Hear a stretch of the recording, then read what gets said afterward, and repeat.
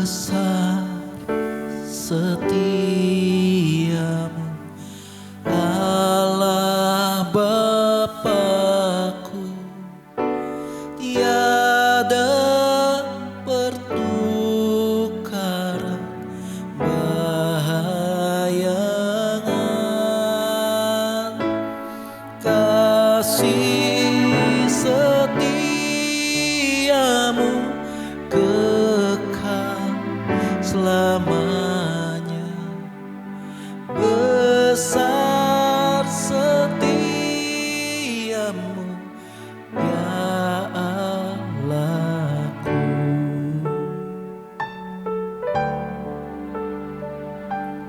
Besar setiamu, Allah Bapa-Ku, tiada pertukaran bayangan. Kasih setiamu kekal selamanya. Besar setiamu, ya Allahku. Besar setiamu, besar setiamu. Setiap hariku lihat rahmat-Mu. Kasih setiamu kekal selamanya. Besar setiamu, ya Allahku.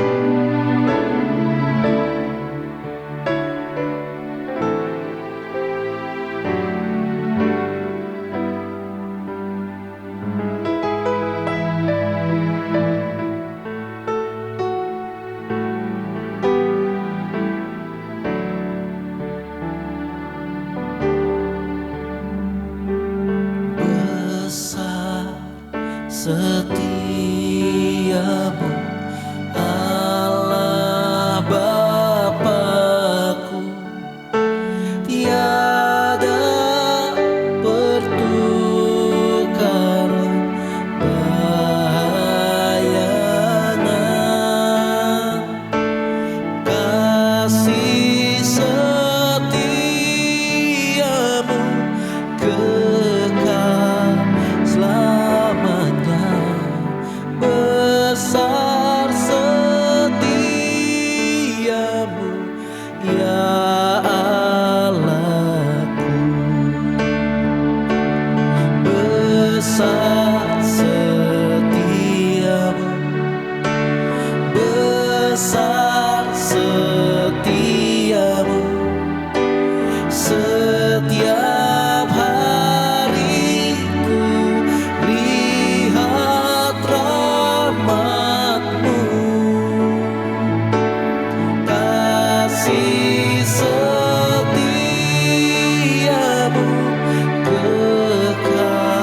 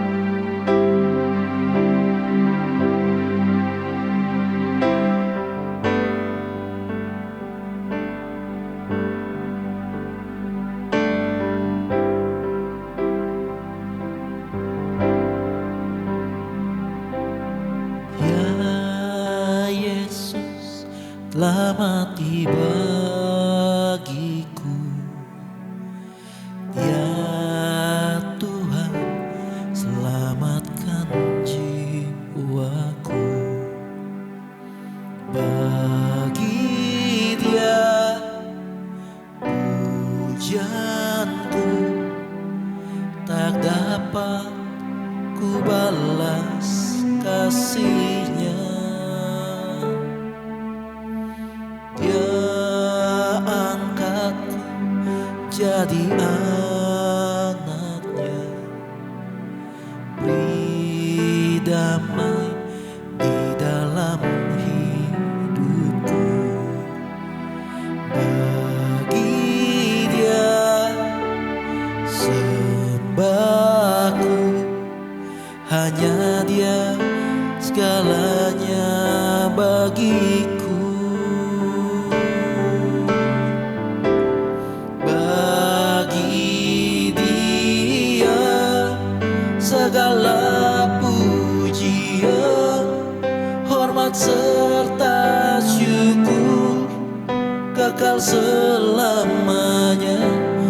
Bagi Dia segala pujian, hormat serta syukur selama-lamanya.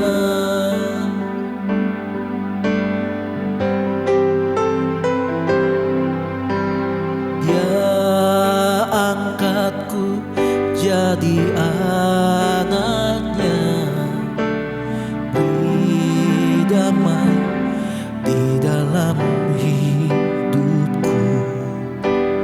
Bagi Dia sembahku, hanya Dia segalanya bagiku.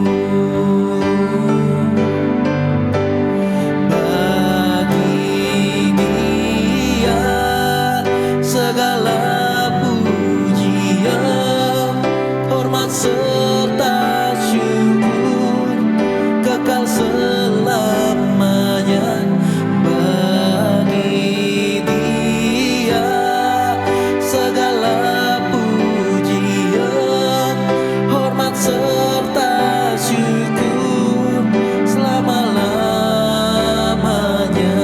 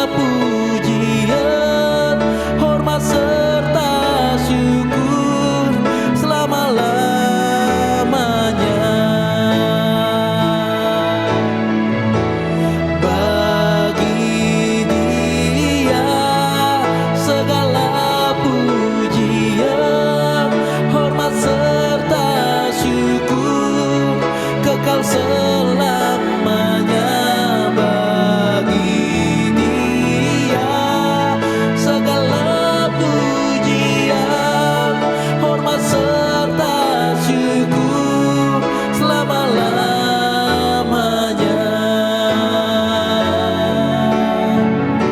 Selama-lamanya, selama-lamanya.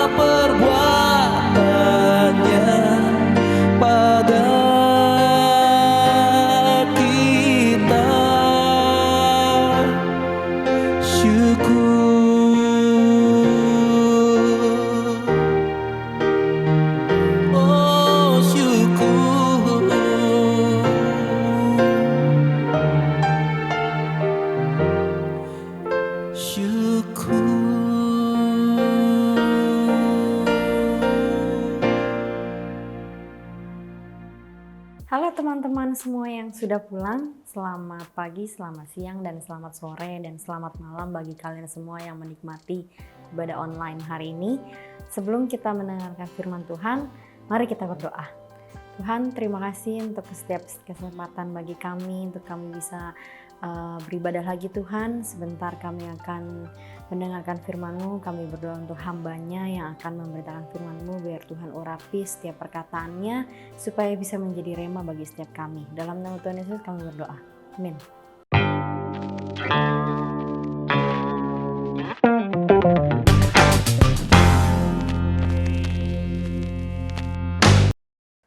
Sudah di bulan terakhir, minggu terakhir di tahun 2021, akhirnya kita akan memasuki tahun yang baru, tahun 2022. Pertanyaannya adalah, apa yang sudah kita lakukan selama 2021 ini? Kalau semua orang pada survive dari pekerjaannya, dari hubungan dengan keluarga, hubungan dengan teman-teman, survive dari kehidupan bersekutu, kehidupan peribadahannya, puji Tuhan gitu. Tapi buat kalian yang mungkin banyak kehilangan, entah itu kehilangan pekerjaan mungkin, atau kehilangan hubungan, kehilangan kehidupan yang lain yang kita bisa menyalahkan pandemi yang kita alami ini, kita bisa banyak melakukan hal yang bisa menyalahkan berbagai pihak. Itu semua jelas tidak akan memberikan satu kehidupan yang lebih bermakna. Tidak bisa memberikan hal yang lebih baik kalau kita hanya menyalahkan saja. Bagus buat teman-teman yang berhasil survive dari pandemi selama 2 tahun belakangan ini. Tapi kita tahu survive saja tidak cukup. Kita harus produktif, kita harus melakukan sesuatu. Nggak cuma bertahan, tapi kita juga menyerang. Nah di minggu terakhir di tahun ini, di bulan Desember, saya akan memberikan tema sebagai penutup tahun ini, yaitu dipanggil untuk diutus. Bulan ini kita punya tema Disciple is a faith journey. Menjadi murid adalah sebuah perjalanan iman. Dan enggak ada perjalanan kalau enggak pernah pergi. Enggak pernah, kalau kita diam di tempat aja kita enggak melakukan apa-apa. Tapi justru ini adalah faith journey kita, yaitu ketika kita diutus. Tahukah teman-teman kalau tidak ada pengutusan tanpa ada panggilan? Jadi kalau kita nggak pernah dipanggil, ya kita nggak akan pernah diutus memang. Gimana caranya? Nah kalau kita lihat dalam firman Tuhan dalam Matius pasal yang ke-10 ayat 16. Lihat, aku mengutus kamu seperti domba ke tengah-tengah serigala. Sebab itu hendaklah kamu cerdik seperti ular dan tulus seperti merpati. Pada mulanya semua rasul, dari 12 rasul itu, pada mulanya mereka itu dipanggil. Yesus melihat Simon sedang menjala ikan, membersihkan jala-jalanya. Lalu dia berkata, ikutlah aku. Lalu ada juga orang yang nanya, Guru, di mana kamu tinggal? Yesus bilang, mari. Ikutlah aku gitu. Ikut dan lihatlah gitu. Semua dipanggil gitu. 12 murid juga proses seleksinya juga seperti itu kan, dipilih-pilih sama Yesus. Ayo dipanggil seperti itu. Jadi pada awalnya mereka itu semua dipanggil oleh Yesus. Untuk apa? Untuk dididik, untuk dilatih dan dibentuk.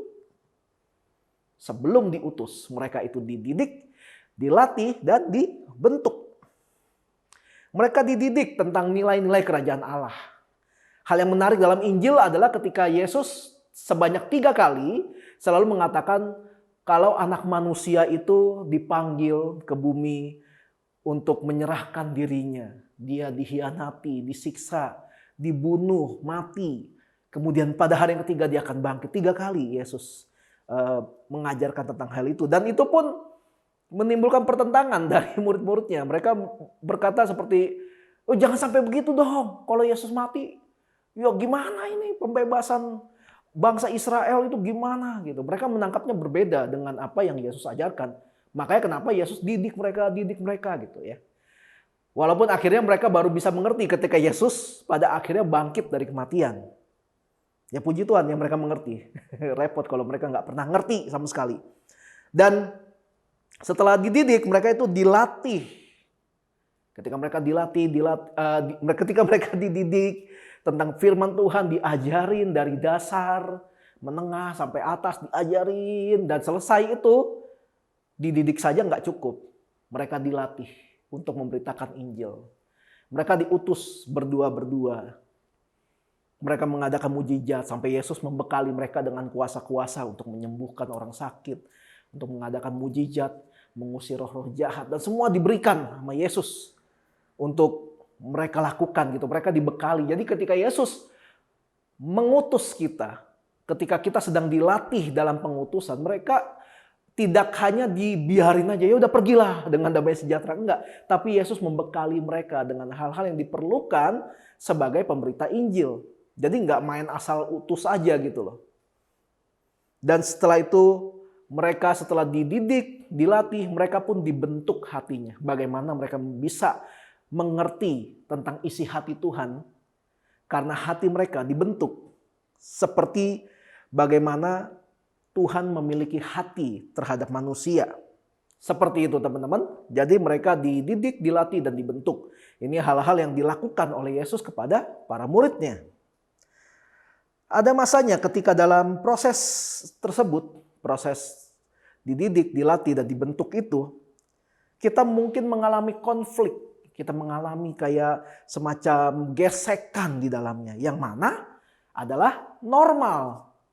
Sangat normal ketika kita berada dalam satu komunitas yang sama, lalu kita mengalami gesekan, kita mengalami bentrokan, mungkin perbedaan pola pikir, perbedaan ide, perbedaan hal-hal lainnya gitu yang berbeda. Kadang-kadang sebenarnya sama, cuma mereka nangkapnya secara berbeda. Kadang-kadang itu terjadi. Dan itu normal untuk mengalami konflik seperti itu. Karena Amsal pasal 27 ayat 17 itu berkata, besi menajamkan besi dan orang menajamkan sesamanya. Bagaimana caranya gesekan itu terjadi? Ketika kedua benda saling berdekatan. Berdekatan kemudian terjadi gesekan. Jadi nggak mungkin ada dua benda yang jauh lalu saling bergesekan gitu. Makanya nggak heran ketika kita memiliki sebuah hubungan yang sangat dekat dengan seseorang, kita mengalami gesekan. Nggak heran berarti kan? Karena saking dekatnya gitu. Bahkan kita tahu orang-orang sudah menikah, suami istri, ya kurang dekat apalagi. Mereka sudah menjadi satu dikatakan. Pasti mengalami gesekan. Dan itu sebuah hal yang normal. Harusnya tidak ada alasan, tidak menjadi alasan. Gesekan-gesekan yang normal terjadi dalam sebuah rumah tangga, dijadikan alasan untuk sebuah perceraian. Dijadikan alasan untuk entah suami atau istrinya melakukan tindakan-tindakan kekerasan. Harusnya tidak bisa dijadikan seperti itu. Karena gesekan itu normal terjadi. Gesekan itu adalah hal yang lumrah untuk terjadi. Dan sekarang kalau kita melihat di zaman sekarang, itu malah aneh. Orang yang berjauh-jauhan bisa mengalami gesekan. Ini agak nggak alkitabiah gitu ya. Tapi berjauhan, tapi mengalami gesekan. Siapa mereka? Ya netizen. Netizen, kita bisa lihat dari sosial media, apalagi kalau kalian punya artis favorit, selebgram favorit, atau demikian sebagainya gitu. Apapun lah yang di-share di sosial media.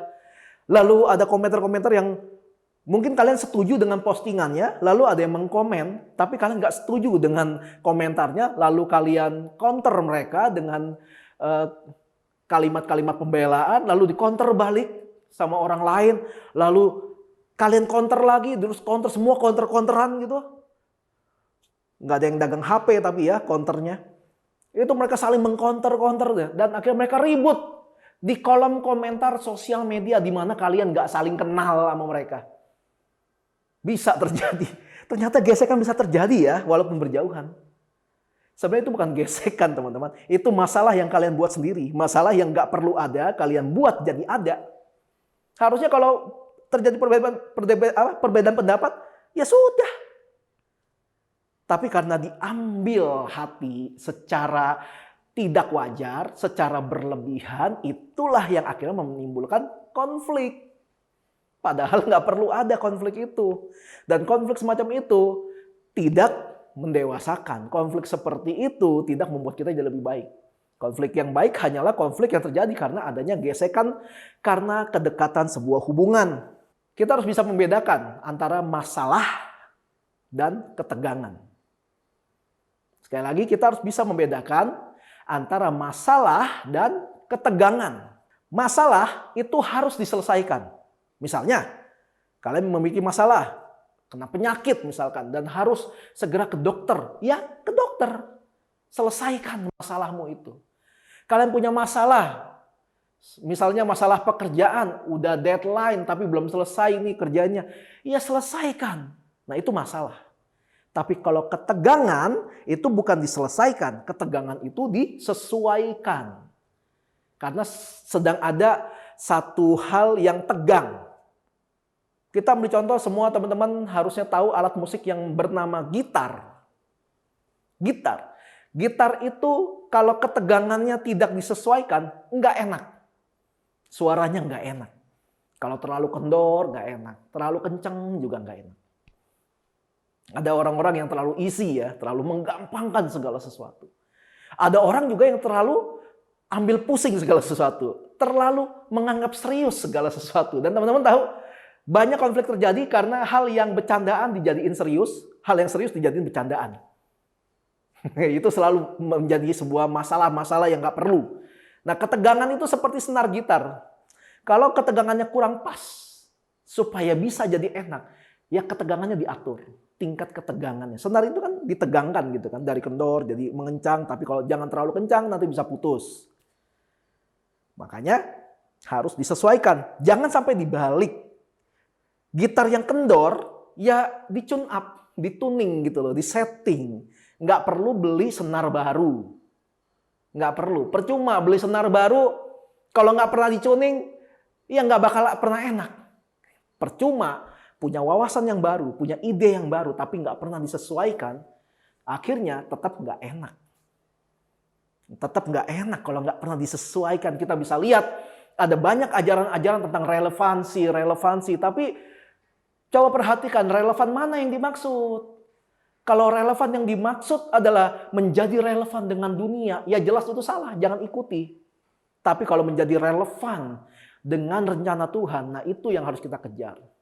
Jadi hati-hati ketika ada ajaran-ajaran baru, sedang ada fenomena-fenomena baru atau tren-tren baru dalam dunia gereja, coba disesuaikan. Disesuaikan dengan apa? Disesuaikan dengan firman Tuhan.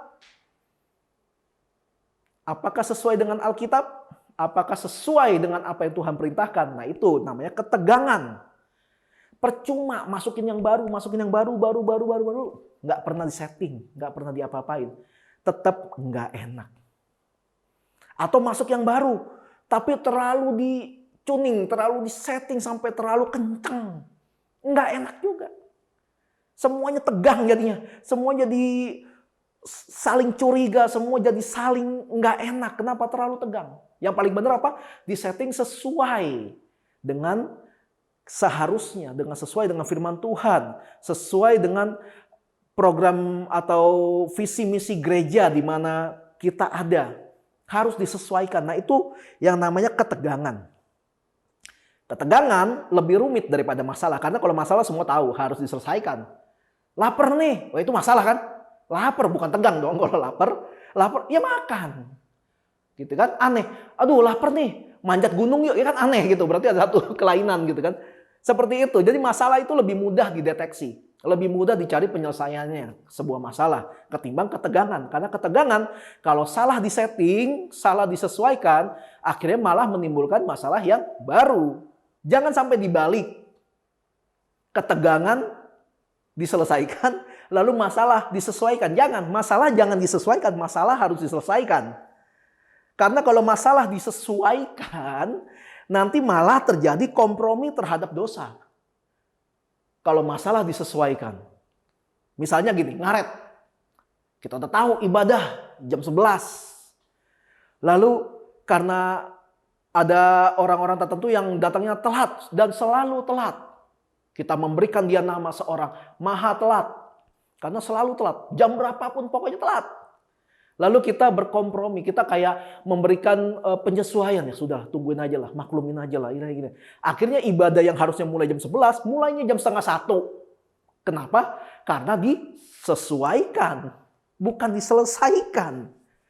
Akhirnya yang tahu ibadah jam 11 kan bukan cuma jemaat, tapi juga Tuhan taunya jam 11. Kalian membuat Tuhan menunggu hanya karena ada 1-2 orang yang menjadi biang kerok kengaretan, dan kalian bukannya menyelesaikan itu, malah menyesuaikan. Akhirnya terjadi kompromi terhadap kesalahan atau kompromi terhadap dosa. Kompromi terhadap dosa itu apa? Korupsi. Atau ada yang orang suka bilang dosa abu-abu. Nggak apa-apa bohong demi kebenaran. Mana ada bohong demi kebenaran? Semua bohong nggak benar. Semua bohong nggak benar. Tidak ada dosa abu-abu, teman-teman. Makanya masalah harus diselesaikan, bukan disesuaikan. Kita harus sadar masih banyak orang Kristen yang masih belum paham tentang mengendalikan situasi karena kesalahan pengertian terhadap masalah itu sendiri. Makanya kenapa kita yang udah paham ini mesti diutus kepada mereka yang belum paham. Kita harus ngerti di luar sana ada orang-orang yang labelnya orang Kristen yang bangga bilang, oh gue anak Tuhan, gue anak Yesus gitu ya. Tapi mereka nggak paham dengan apa yang mereka katakan. Akhirnya mereka cenderung melakukan kesalahan. Mereka tetap berbuat dosa, tapi tetap bangga menyebut diri mereka anak Tuhan. Akhirnya mereka sedang ditipu oleh tipu daya dunia ini. Mereka itu seperti benih yang jatuh di semak belukar gitu loh. Atau mereka ya seperti benih yang jatuh di tanah yang berbatu. Ya mereka tumbuh sih, tapi tidak mengakar dengan kuat. Nggak kuat, pemahamannya salah. Akhirnya mereka bertumbuh jadi seorang beragama Kristen, tapi mereka tidak berakar dalam pemahaman yang benar tentang firman Tuhan. Nah, kepada mereka inilah sebenarnya kita diutus untuk memberitakan kalau kalian sudah menyimpang. Urusan mereka mau terima atau enggak teguran ini atau pemberitaan ini, yaitu urusan mereka. Tugas kita hanya menyampaikan. Dikatakan seperti itu. Dikatakan di ayat firman Tuhan yang tadi, kita ini diutus seperti domba ke tengah-tengah serigala. Banyak orang yang suka salah persepsi tentang kata-kata ini. Seolah-olah jahat bener ya Tuhan ya. Domba diutus ke tengah-tengah serigala, ya atau dibantai. Ya mati kita. Banyak orang yang salah gitu.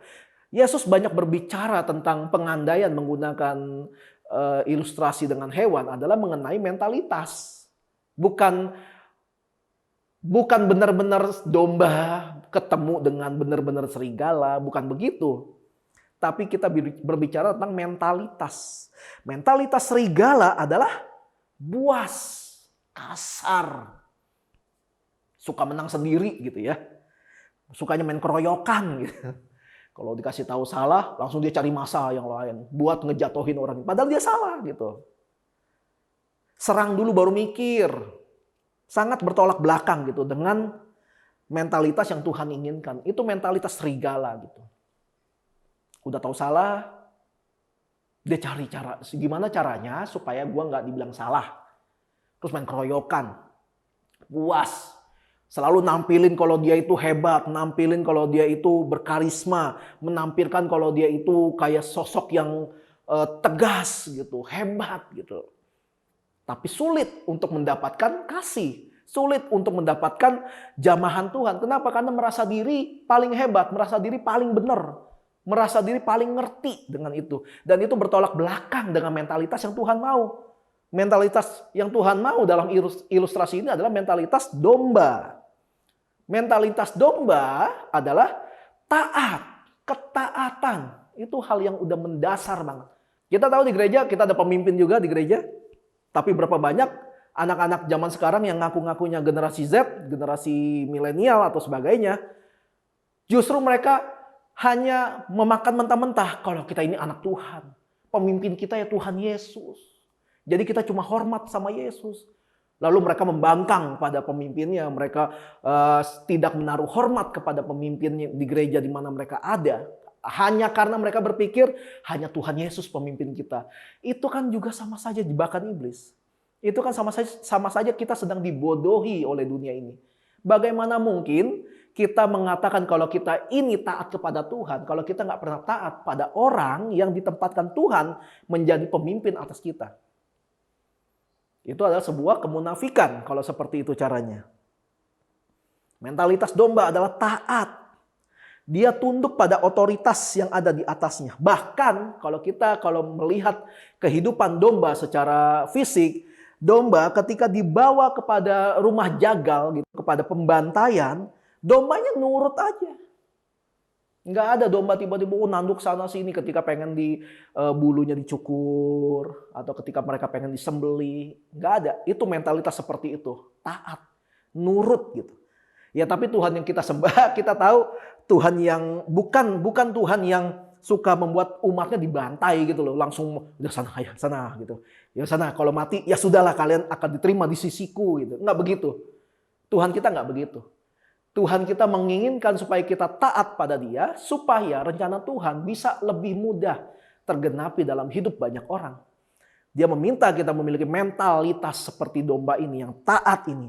Dia cuma mau dalam hidup kita ada nilai ketaatan kepada Tuhan setiap kali Tuhan meminta kita melakukan sesuatu. Karena banyak orang yang ketika diminta Tuhan untuk melakukan A, mereka malah balik ngajarin Tuhan. Oh itu kan susah Tuhan, mendingan si ini aja.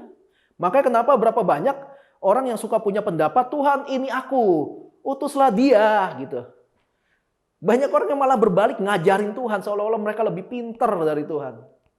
Inilah kenapa banyak gereja besar sih gedungnya, besar sih komunitasnya, tapi coba dicek apakah nilai-nilai Alkitabiah ada di situ. Akan sangat ngeri sekali kalau membayangkan apa yang Yesus katakan itu terjadi, benar-benar terjadi dan kita lihat, yaitu ketika kita masuk dalam masa penghakiman. Lalu kita berteriak, Yesus gitu. Lalu Yesus bilang, kamu siapa? Saya nggak kenal kamu. Itu ngeri teman-teman. Jadi makanya kita harus perhatikan nilai-nilai Alkitabiah bukan berdasarkan emosi kita gitu ya. Banyak orang suka kalau lihat cuplikan renungan, lihat tulisan ini, lihat video khotbah dan sebagainya, mereka suka banget bilang, aduh gue diberkati banget sama video ini, gue diberkati banget sama lagu ini, gue diberkati banget sama quotes ini, tapi dia sendiri nggak berubah hidupnya. Buat apa? Gue diberkati doang, tapi nggak pernah jadi berkat. Padahal kita diberkati untuk memberkati. Kita dipulihkan untuk memulihkan. Itulah prinsip kerajaan Allah. Maka jangan sampai berhenti hanya pada kita saja. Kita dulu dipanggil Tuhan untuk percaya pada Dia. Sekarang Tuhan mengutus kita kepada mereka yang belum percaya agar mereka menjadi percaya. Kita sepakati dulu ada perbedaan antara orang percaya dan orang beragama Kristen. Itu beda ya. Karena orang yang beragama Kristen belum tentu orang percaya. Orang percaya udah pasti dia percaya kalau Yesus adalah juru selamat, Tuhan Yesus adalah raja yang kekal, Tuhan Yesus adalah pemimpin kita yang memiliki hak atas hidup kita, yang sudah menyelamatkan kita dari dosa, sudah mati untuk kita, sudah bangkit, dan kita mau menaati apa yang Dia katakan, apa yang menjadi perintah-perintahnya. Itu orang percaya. Tapi orang yang beragama Kristen belum tentu. Belum tentu orang percaya, orang Kristen. Maka cek coba dalam diri kita. Kita ini orang beragama Kristen atau orang percaya. Kita cek dalam diri kita. Semuanya kelihatan kok. Bagaimana kehidupan doamu? Bagaimana kehidupan membaca Alkitabmu? Bagaimana kehidupan berkomunitas bersama dengan orang-orang kudus lainnya? Teman-teman satu gereja gitu loh. Bagaimana hubungan kalian dengan mereka? Bagaimana kehidupan beribadahmu? Semuanya dicek. Dari situ kita bisa nilai kita ini sebenarnya seorang beragama Kristen atau sebagai orang yang percaya. Disciple. Ada orang-orang tertentu yang baru dengar nama Kristen langsung sewot gitu loh. Langsung, orang Kristen ya.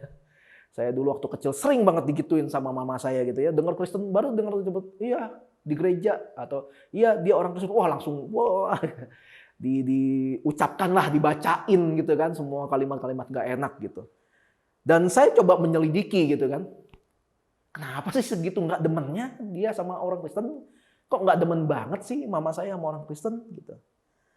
Ya, ternyata Ya salah orang Kristennya sendiri sih, salah gereja di mana mereka ada. Jadi waktu saya masih kecil dulu, gereja di mana pada waktu itu ya yang populer.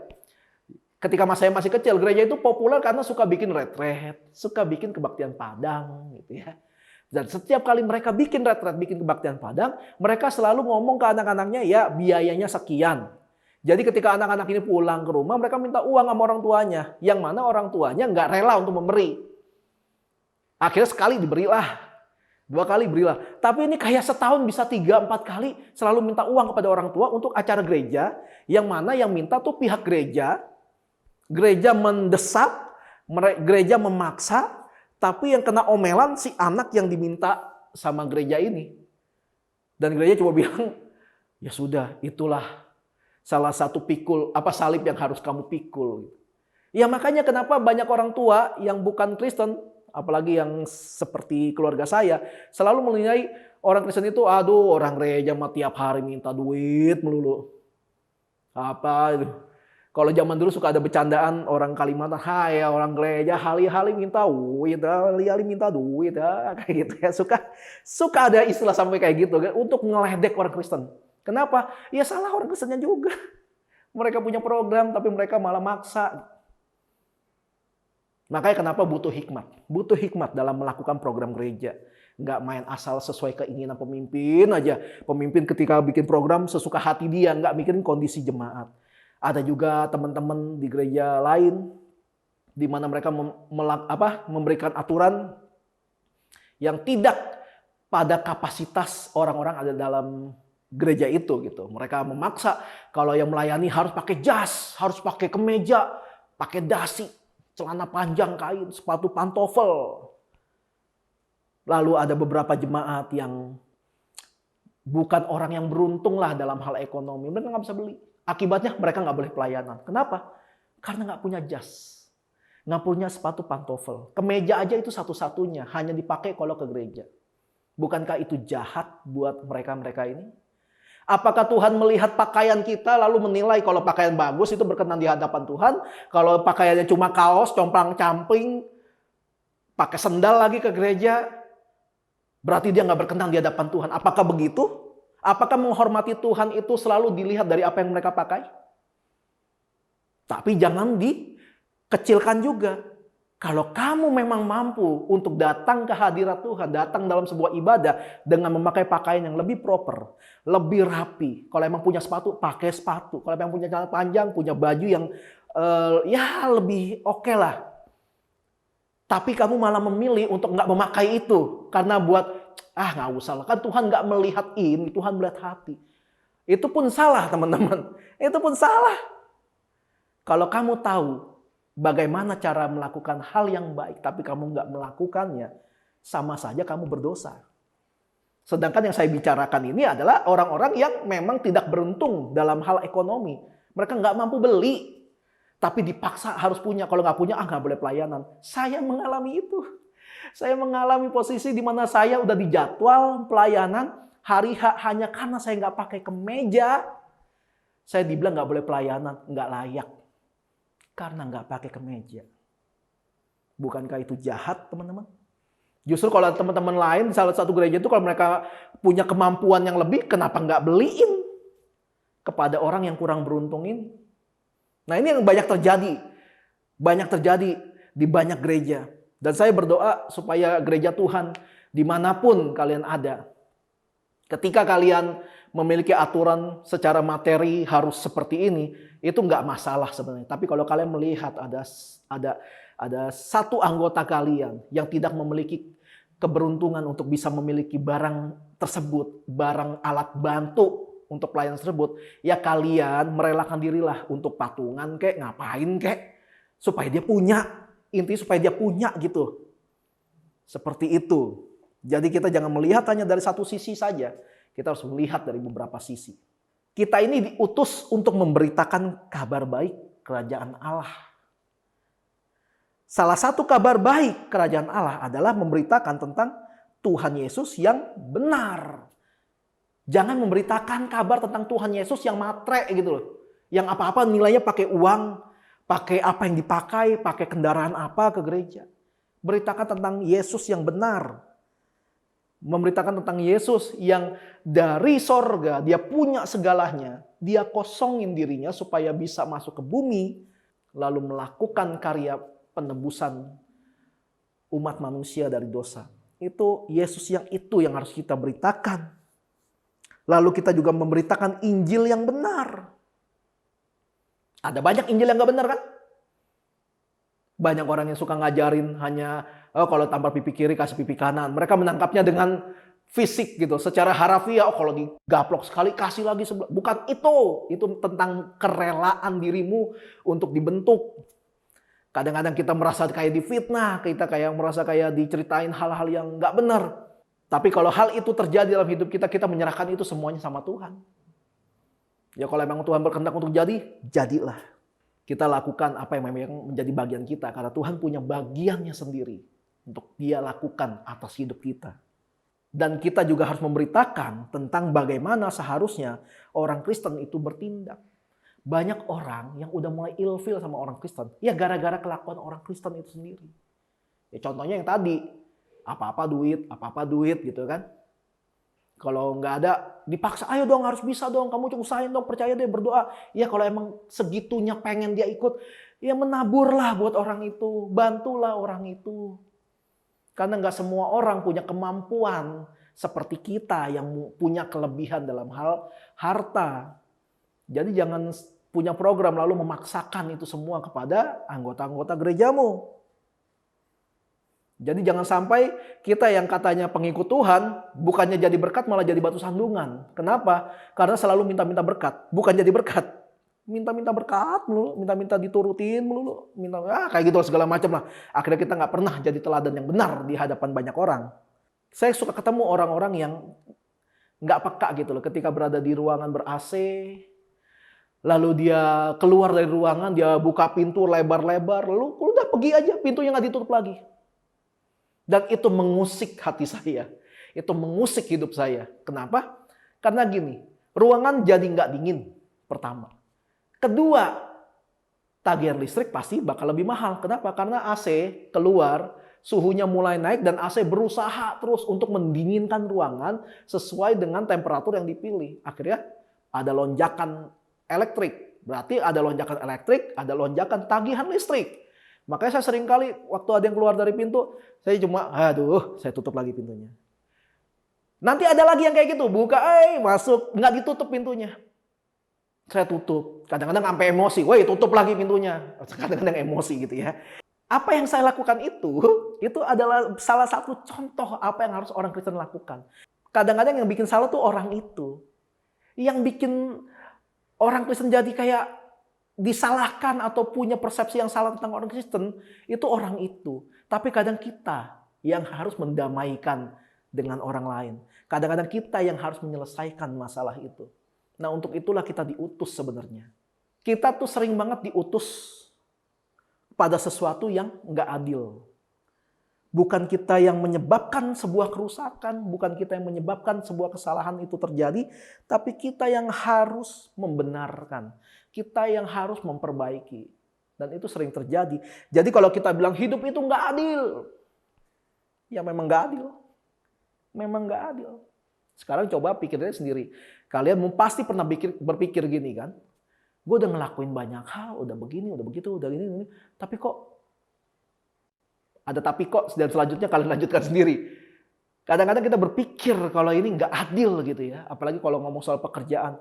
Perasaan gue yang udah lakukan kerjaan ini, berdarah-darah segala macam. Ini orang satu datang jadi penjilat segala macam, tapi langsung naik namanya. Kadang-kadang kita berpikir kan kalau dunia itu, hidup itu nggak adil, ya memang nggak adil. Memang nggak adil. Bukan karena Tuhan nggak adil, tapi memang beginilah bagaimana dunia ini bekerja. Tapi ini yang Tuhan mau, yaitu supaya kita taat. Tuhan memanggil kita untuk mengutus kita kepada mereka yang membutuhkan kabar baik kerajaan Allah ini.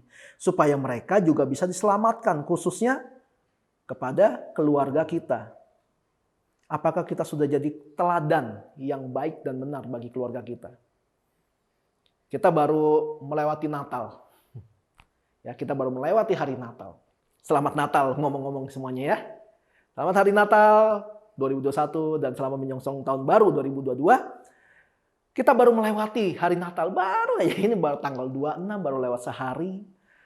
Pertanyaan saya, di hari Natal ini kita sudah melakukan apa untuk keluarga kita? Apakah kita menunjukkan teladan yang benar sebagai seorang anak Tuhan? Atau kita kayak, ya cuek aja lah, ya udahlah gitu. Apa yang sudah kita lakukan bagi keluarga kita?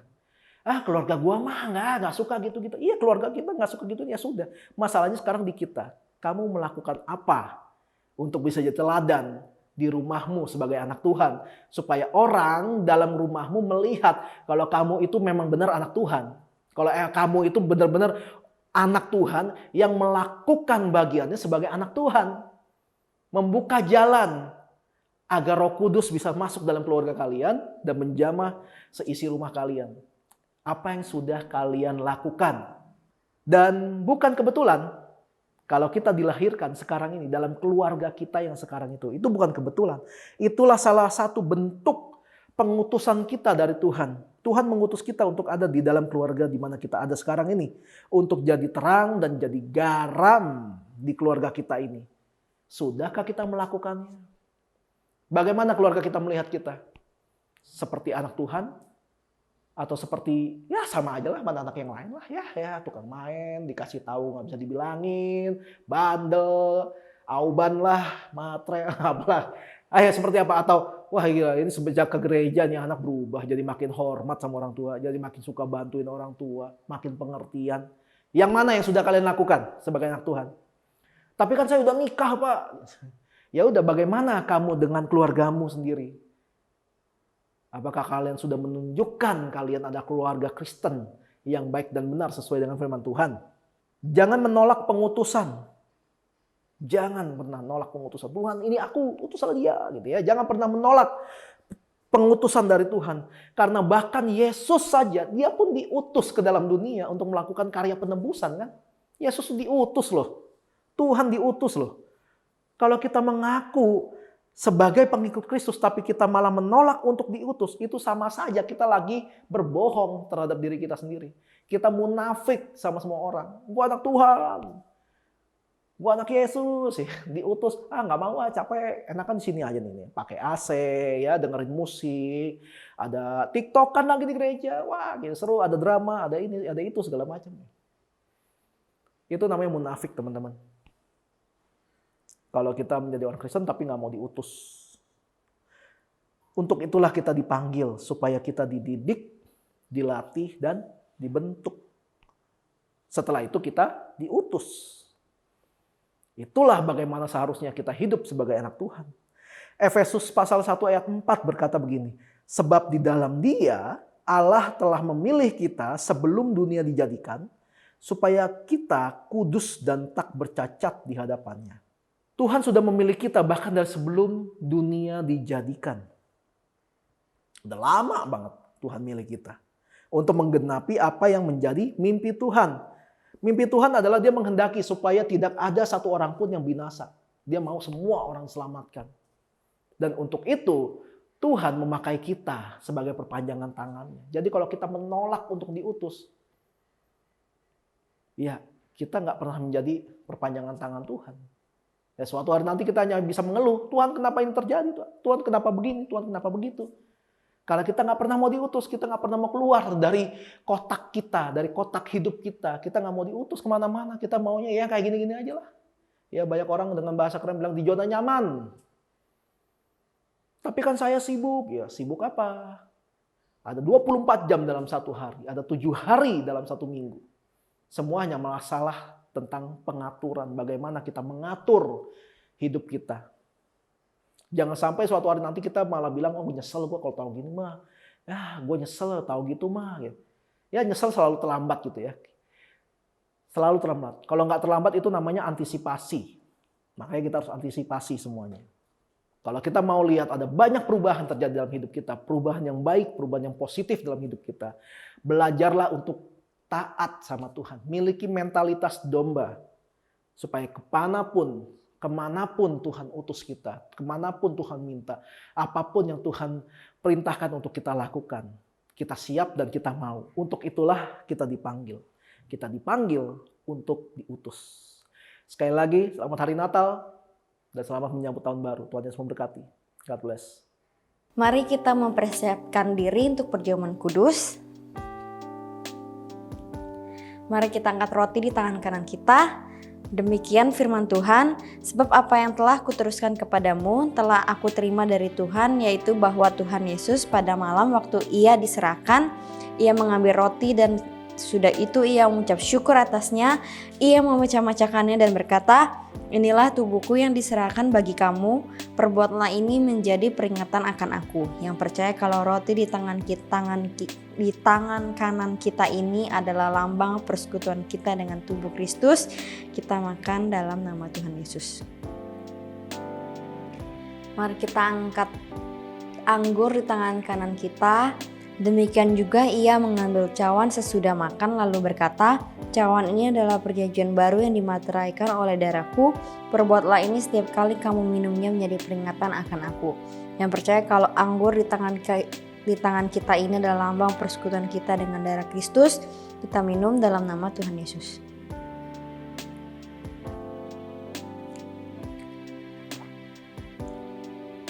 Mari anak-anak yang disayang Tuhan, mari kita nyanyikan doa berkat. Tuhan memberkatimu. Tuhan melindungimu. Dia menyinarimu dengan wajahnya dan memberikan kasih karunia. Tuhan menghadapkan wajahnya dan memberi damai sejahtera.